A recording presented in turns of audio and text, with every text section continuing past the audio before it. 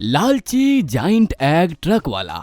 दौलतपुर में एक कड़क पुलिस ऑफिसर ट्रक ड्राइवर को पकड़ लेता है। इस कहानी में हम देखेंगे कि उसे क्यों पकड़ा, उसने क्या किया था। दौलतपुर नाम के एक गांव में लाल सिंह नाम का एक आदमी रहता था। वो बहुत लालची था। एक दिन वो ट्रक में 3 आदमियों को बिठाकर लेकर जा रहा था। तभी एक कड़क पुलिस ऑफिसर उसको रोकता है और कहता है,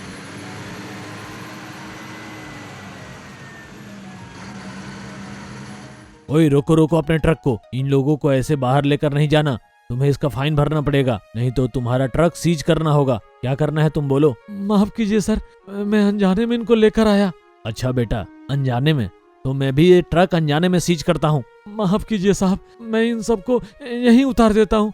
मुझे दवाइयों के बक्से जल्दी से अस्पताल में पहुँचाना है। अगली बार ऐसी गलती नहीं करूंगा सर, अभी छोड़ दो ना सर। ठीक है, अगली बार ऐसा किया तो ट्रक के साथ तुझे भी अरेस्ट कर लूंगा। ऐसा बोलकर पुलिस लाल सिंह को छोड़ देती है।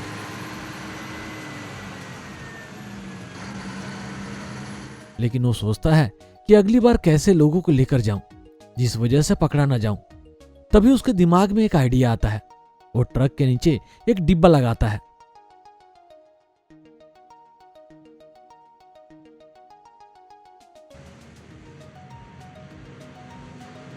और उसमें लोगों को बिठाता है और फिर से उसी रास्ते से उन्हें लेकर निकल पड़ता है।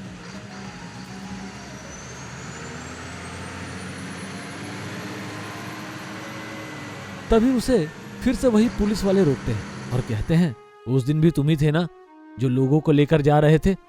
जी सर, वो मैं ही था, लेकिन अब मैं किसी को भी लेकर नहीं जाता। वो ऐसा बोलता ही है कि तभी किसी के खांसने की आवाज ट्रक के अंदर से आती है और पुलिस उसे सुन लेती है। पुलिस वाला कहता है, अरे कौन खांसा? कोई नहीं सर, मैं हूं सर, खांसी हो गई है सर। मैं हूं सर। लेकिन पुलिस ट्रक को देखता है, फिर भी उन्हें कोई नहीं मिलता और वो कहते हैं, ठीक है जाओ। ऐसा कहकर वो उसे छोड़ देते हैं। लाल सिंह सभी लोगों को उनके गांव में छोड़ देता है और उन लोगों से पैसे लेता है। लेकिन वो सोचता है कि आज तो पुलिस से बच गया, लेकिन अगर पकड़ा गया होता तो मेरा ट्रक सीज कर देते। कल से मुझे कुछ दूसरा तरीका करना पड़ेगा। दूसरे दिन वो अपने ट्रक में पार्सल के पीछे जाइंट एग रखता है और उसमें लोगों को छुपाकर लेकर जाता रहता है। आगे जाकर फिर से पुलिस वाले उसे रोकते हैं। अरे ये क्या है रे? बड़ा अंडा कहां से लाया? क्या है इसमें? साहब, मेरी मुर्गी का अंडा है। इतना बड़ा कैसे रे? तुम्हारी मुर्गी क्या डायनासोर जितनी बड़ी है जो इतना बड़ा अंडा है? अरे मेरी मुर्गी है, अब बड़ा है तो मैं क्या करूं? अबे पुलिस से जुबान लड़ाता है, अभी देखता हूं तुम्हारी मुर्गी कितनी बड़ी है और अंडे भी कितने बड़े हैं। पुलिस जाकर उस अंडे को चेक करती है और अंदर से कुछ लोग निकलते हैं। पुलिस कहता है, तो ये है मुर्गी का अंडा। अब चलो, तुम्हारा ट्रक और तुम्हें भी अंदर डालता हूं। उधर तुम्हारी मुर्गी अंडा भी देगी और पालने के लिए उधर तुम भी रहोगे। तो यह थी लाल सिंह की कहानी। पैसा कमाने के लिए लालच के अलग अलग तरीके से गुनाह करता है। अच्छी लगी ना कहानी? तो जल्दी से हमारी इस वीडियो को लाइक करें और शेयर करें, और ऐसी और कहानियां देखने के लिए हमारे चैनल को जल्दी से सब्सक्राइब करें। 3 मित्र। एक गांव में 3 मित्र रहते थे, लड्डू, मिठाई और मिट्ठू। तीनों एकदम के मूर्ख थे। इन तीनों के नाम सुनकर गांव वाले हंस देते थे।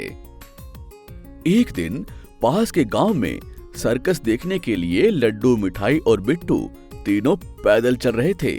तभी बिट्टू ने कहा, मैं अब और नहीं चल सकता। 4 किलोमीटर चल चल के मेरे पैर जवाब दे चुके हैं। अरे मिठाई, कोई उपाय सोचो यार। उपाय बताने में मुझसे बड़ा कोई नहीं है, बस थोड़े ही पल में उपाय बताता हूँ। उपाय क्या है, जल्दी जल्दी बताओ। अगर हम तीनों एक साथ चलेंगे तो हमारी शक्ति कम हो जाएगी, तब हम चल नहीं पाएंगे और सर्कस भी नहीं जा पाएंगे। इसलिए मेरे पास एक उपाय है। मैं बिट्टू को उठा लूंगा, बिट्टू तुम लड्डू को उठा लेना।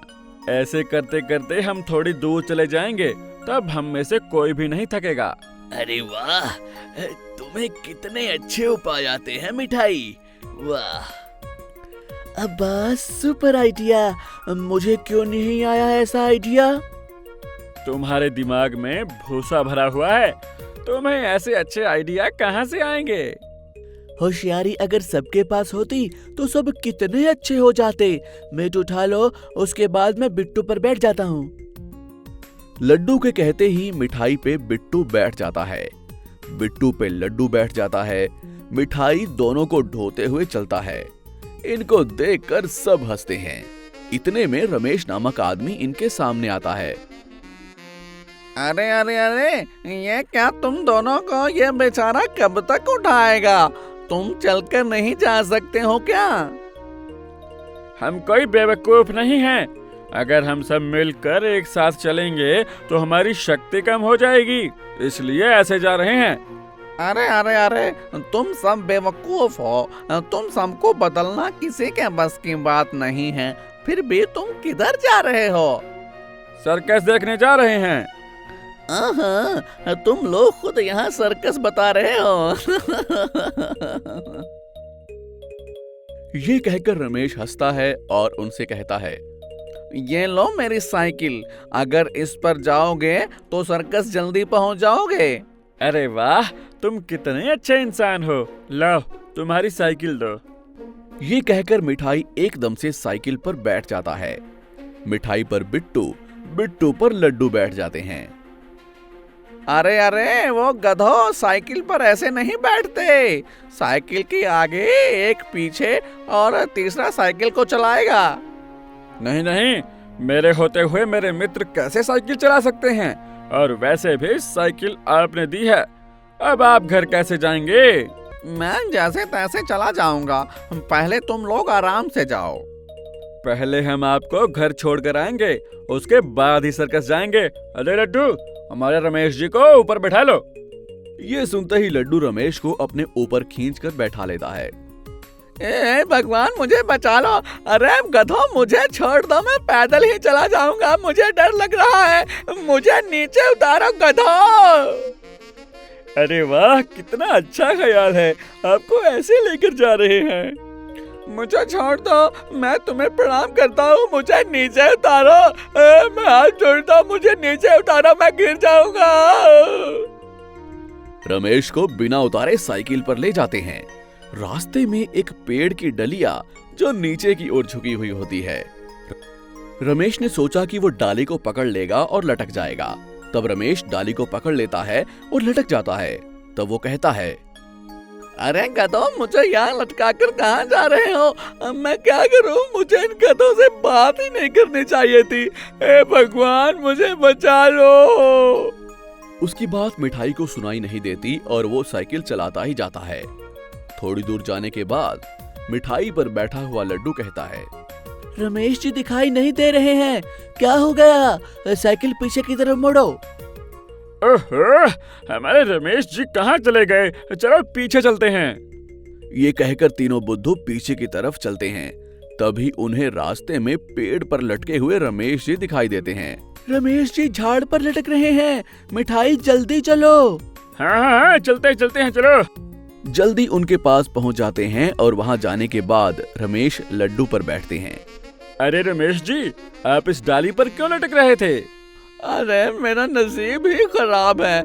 जो मैंने तुम लोगों से बात की, तुम लोगों को साइकिल दी, मुझे माफ कर दो। मुझे घर तक सही सलामत पहुंचा दो। आप घबराइए मत, आपको घर पहुंचाने की जिम्मेदारी हमारी है। अरे ओ बेवकूफ, मुझे नीचे उतारो, मैं पैदल ही चला जाऊंगा। हमारे रहते हुए आप पैदल कैसे जा सकते हैं? अरे तू पहले सामने देख, सामने गड्ढा है, गड्ढा संभाल के। अरे इस गड्ढे को कैसे पार करें? इधर उधर घुमाते हुए साइकिल गड्ढे में चली जाती है। साइकिल गड्ढे में जाते ही रमेश एकदम से उड़कर नीचे गिरता है। अरे ओ पागलो, क्यों मुझे मारने पर तुले हुए हो? अगर जिंदगी बाकी रही तो मैं तुम्हारे सामने कभी नहीं आऊंगा। आप ऐसे मत कहिए, आपने हमें साइकिल दी है, आप हमारे भगवान हैं। हम आपको घर तक हिफाजत से पहुंचाने की जिम्मेदारी से आए हैं। ये सुनते ही रमेश ना बाबा ना कहते हुए दौड़ने लगता है। लड्डू, मिठाई और बिट्टू साइकिल चलाते हुए आगे बढ़ते हैं। तो आपको हमारी ये कहानी कैसी लगी हमें कमेंट बॉक्स में जरूर बताएं। और यदि आप भी ऐसी ही और भी कहानियां सुनना चाहते हैं तो हमारे इस चैनल को सब्सक्राइब जरूर करें। शुक्रिया।